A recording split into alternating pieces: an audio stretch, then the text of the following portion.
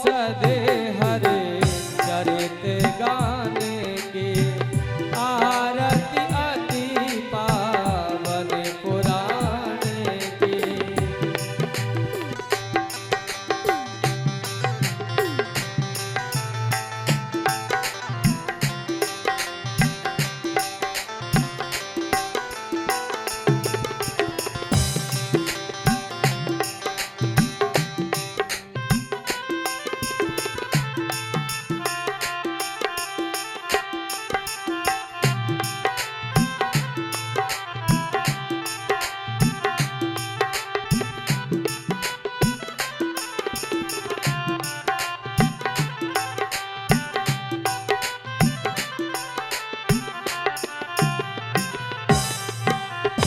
विषय विलास विमोह विनाशिनी, विषय विलास विमोह विनाशिनी, विमल विराग विवेक विकासिनी, विमल विराग विवेक विकासिनी, भगवत तात रहस्य प्रकाशिनी, भगवत तात रहस्य प्रकाशिनी, परम ज्योति परमात्म ज्ञान की आरती अति पावन पुराने की।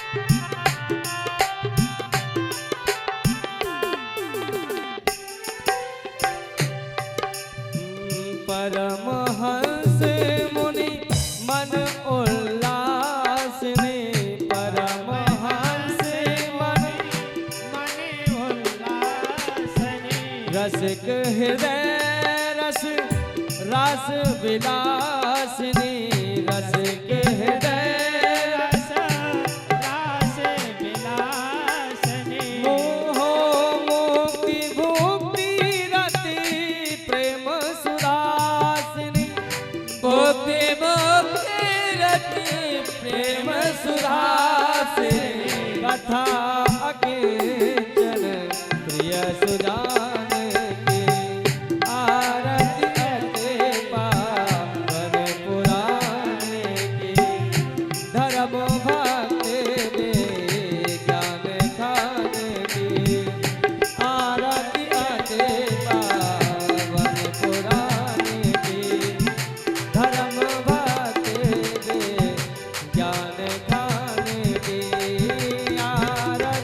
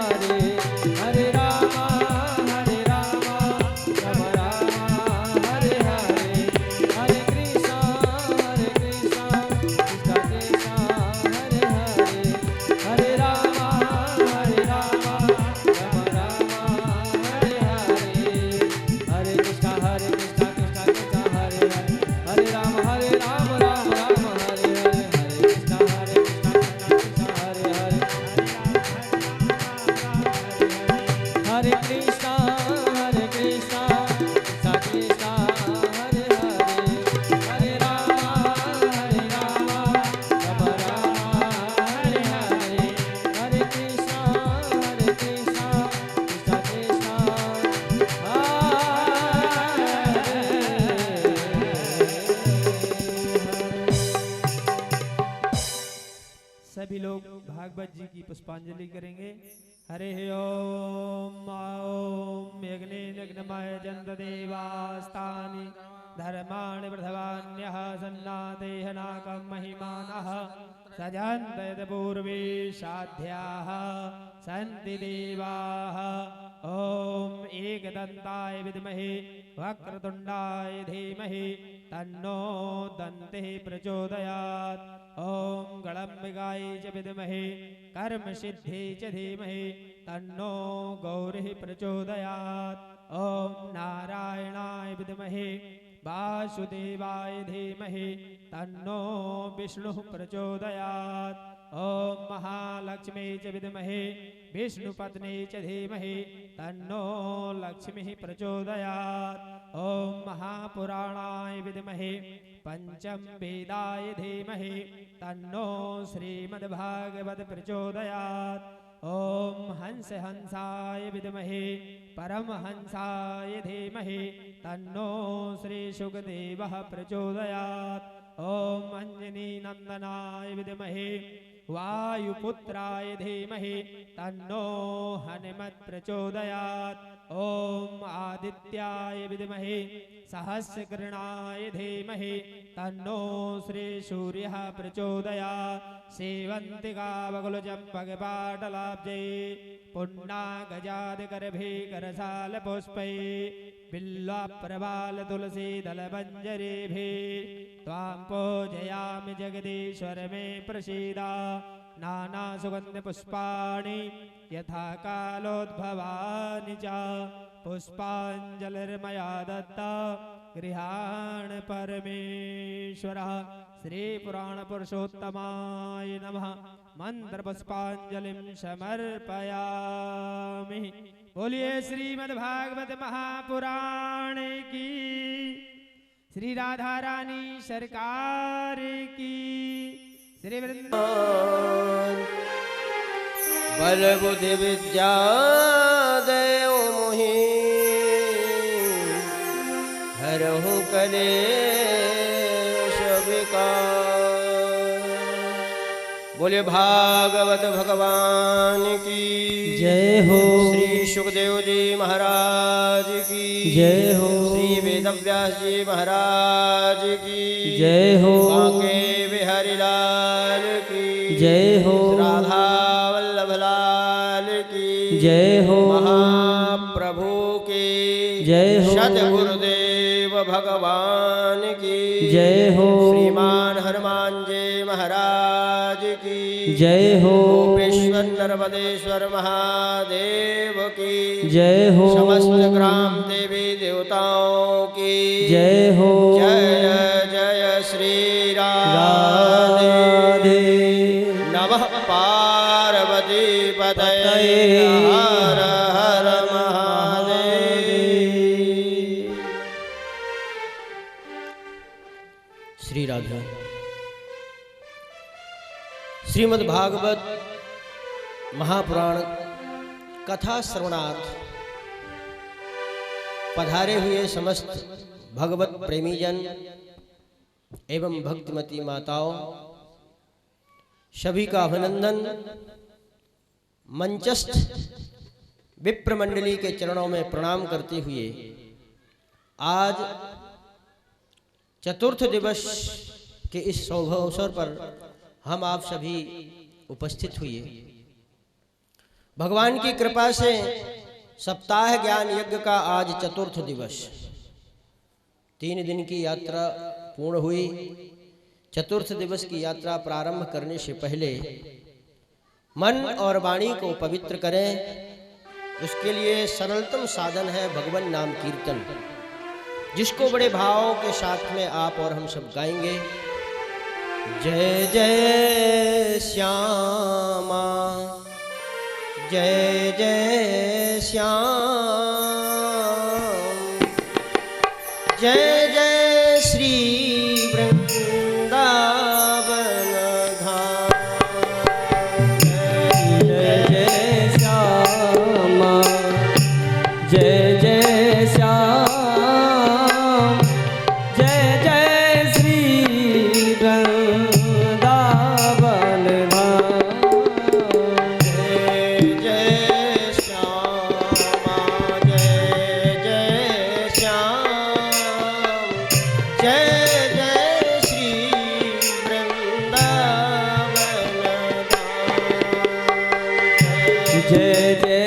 श्यामा जय जय श्याम जय जय श्री वृंदावन धाम प्यारी श्यामा प्यारो श्याम प्यारी श्यामा प्यारो श्याम मेरी प्यारी प्यारी श्यामा प्यारो श्याम प्यारी प्यारी श्यामा प्यारो श्याम प्यारो श्री वृंदावन धाम प्यारो श्री वृंदावन धाम प्यारो श्री वृंदावन धाम ओ प्यारो श्री वृंदावन धाम जय जय श्यामा जय जय श्याम जय जय श्री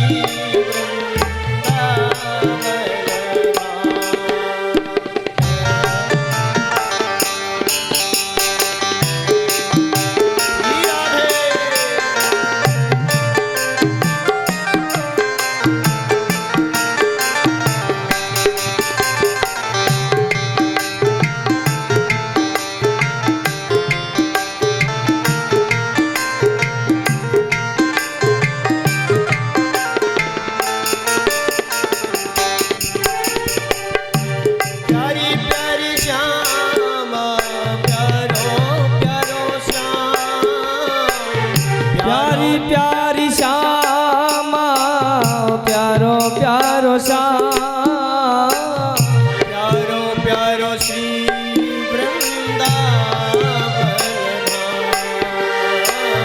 प्यारो प्यारो श्री वृंदावन